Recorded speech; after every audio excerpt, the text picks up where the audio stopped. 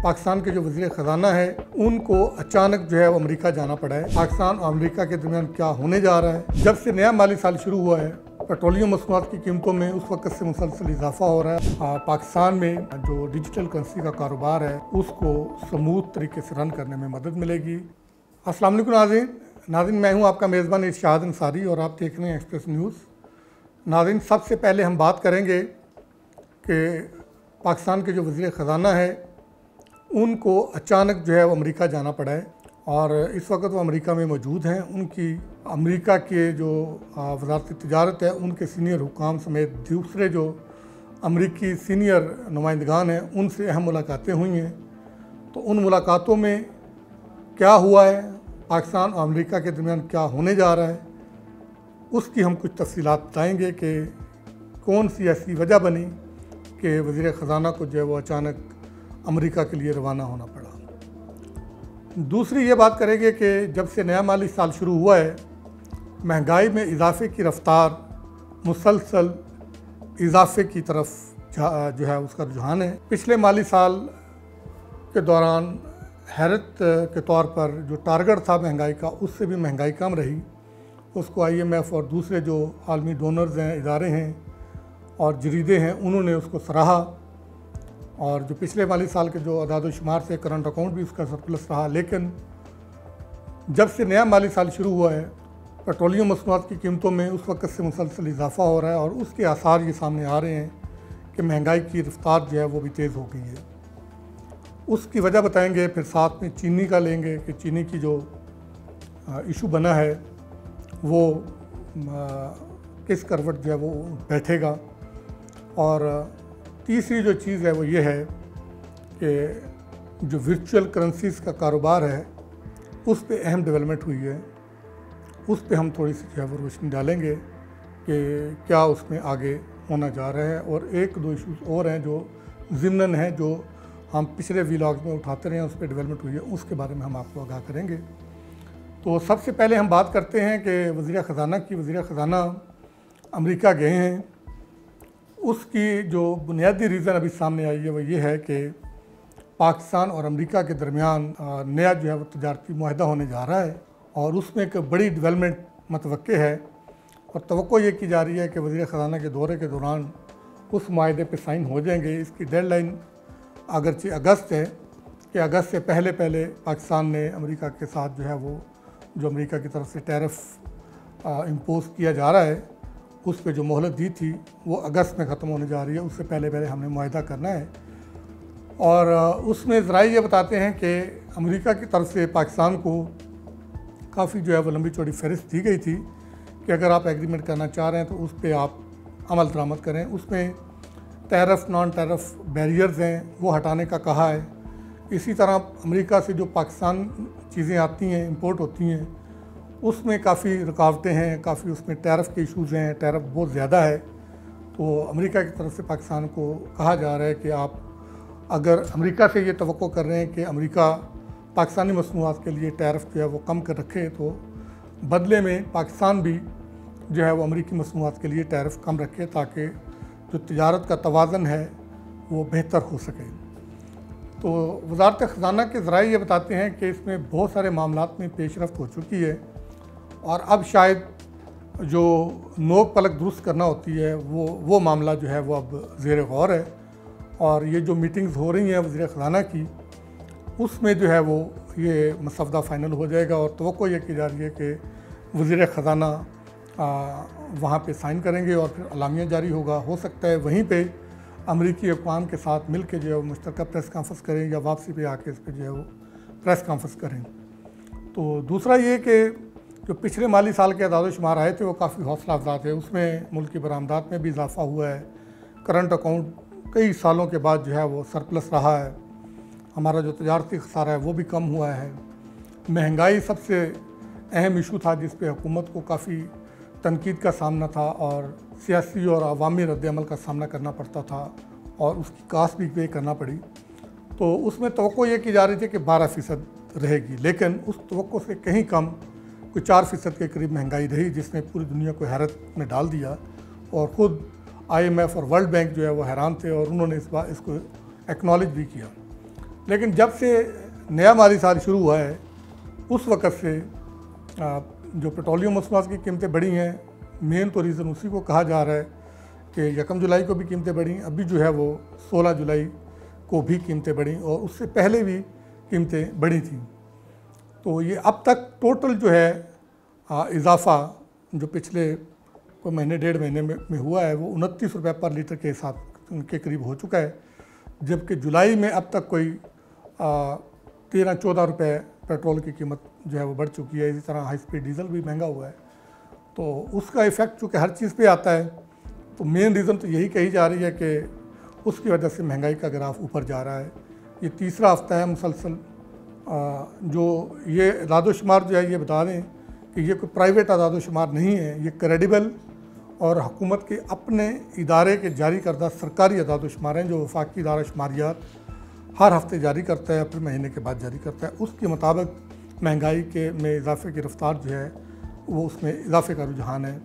और चीनी उसकी भी कीमत अगरचे हुकूमत ने अब इंटरवेंशन की है और उसमें कुछ कमी आई है, लेकिन जितनी कि उन्होंने सपोर्ट प्राइस या कम से कम प्राइस मुकर्रर की थी अभी तक उस लेवल पे नहीं आई, अलबत्ता कुछ कमी ज़रूर देखने में आई है। और दूसरी तरफ ट्रेडिंग कॉरपोरेशन ऑफ पाकिस्तान ने जो 3 लाख टन चीनी का टेंडर किया था उसको रिवाइज़ करके उसको 50,000 कर दिया। उसकी मेन रीज़न जो है वो IMF का एतराज़ है और उसका एतराफ़ सेक्रेटरी ख़जाना ने कायमा कमेटी के इजलास में भी किया और उन्होंने बताया कि IMF के साथ हम बातचीत कर रहे हैं। तो ये तो इस फ्रंट पे था। दूसरा अब ये है कि जो वर्चुअल करेंसीज़ का कारोबार है उसमें काफ़ी तेज़ी से जो है वो डेवलपमेंट हो रही है। गवर्नर स्टेट बैंक ने पायलट प्रोजेक्ट शुरू करने का इंदिया दिया है। अभी जो है वो जो पाकिस्तान क्रिप्टो कौंसल है उसके बिहाफ पे उनके जो CEO हैं साकिब बिलाल, वो बैरून मुल्क दौरे पे हैं। उन्होंने अभी MOU साइन किया है और उस MOU का भी इस बिज़नेस को पाकिस्तान में लीगलाइज करने और उसको फ़रोग़ देने पे काफ़ी जो है वो अच्छा असर पड़ेगा, क्योंकि वो इसमें रहनुमाई फ़राहम करेंगे, क्योंकि वो ऑलरेडी इस बिज़नेस में हैं और उससे पाकिस्तान में जो डिजिटल करेंसी का कारोबार है उसको स्मूथ तरीके से रन करने में मदद मिलेगी और इससे इकॉनमी का साइज़ भी बढ़ेगा और टैक्स की मद में भी हुकूमत को काफ़ी एडिशनल रेवेन्यू आएगा। लेकिन इसके साथ साथ जो फाइनेंस एक्ट 2025-26 लागू हो चुका है उसके असरात भी सामने आना शुरू हो गए हैं। अगरचे हुकूमत और FPCCI और मुल्क भर के जो चैम्बर्स हैं उनके नुमाइंदों के दरमियान, इसी तरह ताजर तंजीमों के नुमाइंदों के दरमियान मुज़ाकरात की कामयाबी के नतीजे में आज यानी कि हफ्ते को जो हड़ताल होनी थी वो मौखर कर दी गई। आज हड़ताल नहीं हुई। ताजर नुमाइंदों का ये कहना है कि हड़ताल मौखर की गई है, ख़त्म नहीं की गई। अगर ताजरों के साथ जो वादे किए गए हैं वो पूरे ना किए गए तो फिर दोबारा हड़ताल की कॉल दी जाएगी और हड़ताल होगी। उसमें यही है कि जो 2 लाख रुपए नकद जमा कराने पे बैंकों में जो टैक्स का कन्फ्यूजन पाई जाती थी उसको दूर किया जाएगा। 37 सेक्शन है उसको दूर किया जाएगा। सेक्शन 40 जो है उसके तहत जो तहफ़्फ़ुज़ात हैं उनको दूर किया जाएगा। जो टैक्स एवेजन के शबे में ताजरों को गिरफ़्तारी के लिए कानून मुतारफ़ करवाया गया उस पर जो है वो गौर किया जाएगा। इसके लिए वज़ीर-ए-आज़म के जो मुआवन ख़ुसूसी हैं हारून अख्तर, उसकी सरबराही में एक कमेटी कायम की गई है। वो कमेटी इस पे काम करेगी और 30 दिन में अपनी सिफारिशात देगी और उस कमेटी की सिफारिशात की रोशनी में जो है वो अमेंडमेंट्स लाने का जो है वो प्रपोज़ल काबीना को भिजवाया जाएगा और उससे पहले वज़ीर-ए-आज़म को पेश किया जाएगा, फिर काबीना में ले जाया जाएगा। लेकिन एक तरफ ये दबाव में आके बजट पे नज़रसानी के मामलात जारी हैं, दूसरी तरफ इसी फाइनेंस एक्ट के तहत शद्द-ओ-मद के साथ इम्प्लीमेंटेशन भी शुरू है। जो हैं अपनी मैन्युफैक्चरिंग यूनिट, घी मैन्युफैक्चरिंग यूनिट, उन पे जो है वो FBR के नुमाइंदे बिठा दिए गए हैं और वो उनकी प्रोडक्शन की मॉनिटरिंग कर रहे हैं। उनकी जो प्रोडक्शन वहाँ से निकल रही है उसकी मॉनिटरिंग कर रहे हैं, उसकी सेल को मॉनिटर कर रहे हैं। उस पे उनके काफ़ी तहफ़्फ़ुज़ात हैं और वो ये कह रहे हैं कि इससे घी इंडस्ट्री भी बहरान का शिकार हो जाएगी और मुल्क में घी की किल्लत पैदा होने का ख़दशा है। अब इसमें किस हद तक सच्चाई है ये हुकूमत को देखने का काम है हुकूमत के, कि अगर ये इस तरह का बहरान पैदा करके घी को महंगा करने की कोशिश की जाती है ताकि ये जो उनकी प्रोडक्शन को मॉनिटरिंग करने का सिलसिला ये बंद हो सके। तो ये उस सूरत में भी हुकूमत की ज़िम्मेदारी है कि वो इनकी ब्लैकमेलिंग में आए बगैर नेशनल एक्सचेकर का तहफ़्फ़ुज़ करे, और साथ साथ अगर कोई इस तरह की हरकत करता है कि अपने अज़ाइम को पाए तकमील तक पहुंचाने के लिए कोई किल्लत पैदा करता है, मसनूई बहरान क्रिएट करता है, तो उसके ख़िलाफ़ कार्रवाई होनी चाहिए। लेकिन साथ साथ अगर उनके कंसर्न जेन्युइन है, उससे घी इंडस्ट्री को जेन्युइनली प्रॉब्लम्स का सामना करना पड़ता है, तो फिर हुकूमत को उनके जो मसाइल हैं उस पर भी गौर करना चाहिए। क्योंकि इस मुल्क में इन्वेस्टमेंट पहले ही नहीं आ रही, तो जिन लोगों ने इन्वेस्टमेंट की हुई है, इस नामसाइद हालात में कारोबार जारी रखे हुए हैं, तो उनके वो जो है वो सांस लेने देना चाहिए। उनका सांस, उनके लिए माहौल जो है वो मज़ीद घुटन ज़्यादा नहीं करना चाहिए, तो बैलेंस रह के चलना चाहिए। तो दूसरी तरफ जो जाली सिगरेट हैं, नॉन ड्यूटी पेड सिगरेट हैं, और इसी तरह बग़ैर स्टैंप और ड्यूटी के जो सिगरेट फ़रोख्त हो रहे हैं, बजट में जो इकदाम उठाया था उस इकदाम पे अमल दरामद करते हुए FBI ने नोटिफिकेशन कर दिया है, और सूबाई जो महकमे हैं, जो हुकाम हैं, डिपार्टमेंट्स हैं, अफसरान हैं, उनको पावर दे दी हैं। कुछ महकमों को गोदामों पे छापे मारने की जो है वो पावर्स दी हैं, कुछ जो है वो दुकानों पे जाके मॉनिटरिंग करेंगी, रोड पे करेंगी, और उसका पूरा मैकेनिज़्म दिया गया है कि कैसे जाके मॉनिटरिंग की जाएगी, कैसे छापे मारे जाएंगे, फिर जो चीज़ें कॉन्फिस्केट होंगी, ज़ब्त की जाएंगी, उनको किस फॉर्मेट में मुतलका LTU को जो है वो रिपोर्ट किया जाएगा, वो फॉर्मेट भी दिया है। उसमें डिटेल बताई गया है कि जिस अफसर की तरफ से वो सिगरेट ज़ब्त किए जाएंगे, उस अफसर का नाम, ओहदा दिया जाएगा, कितने पैकेट ज़ब्त किए जाएंगे वो बताया जाएगा, किस जगह से ज़ब्त किए जाएंगे, किस दुकान से ज़ब्त किए गए हैं, किस गोदाम से ज़ब्त किए गए हैं, उनका नाम, जिस रोड से ज़ब्त किए गए हैं उनका नाम, जिस LTU में जमा करवाए गए हैं, जिस RTO में जमा करवाए गए हैं उसका नाम देना पड़ेगा। तो ये सारी डिटेल है। इसका मकसद ये है कि टैक्स एवेजन को भी रोका जा सके, और जो गैर कानूनी कारोबार हो रहा है उसको भी रोका जा सके, और जो कानूनी तौर पे कारोबार कर रहे हैं लोग, उनके कारोबार को जो है वो किसी किस्म का जो है वो नुकसान ना पहुंच सके, और लेवल प्लेइंग फील्ड मिल सके। अगर कोई ड्यूटी टैक्स दे के सिगरेट इंपोर्ट करता है और वो बेचना चाहता है तो वो शौक़ से बेचे, लेकिन सरकारी ख़जाने की कास्ट पे वो ये काम ना करे कि जाली सिगरेट बनाए और non duty paid cigarette market में लाए, लोगों की सेहत के साथ भी खेले और कौमी ख़जाने के साथ भी खेले। इसकी इजाज़त हुकूमत का ये अज़म है कि नहीं दी जाएगी और ना देंगे।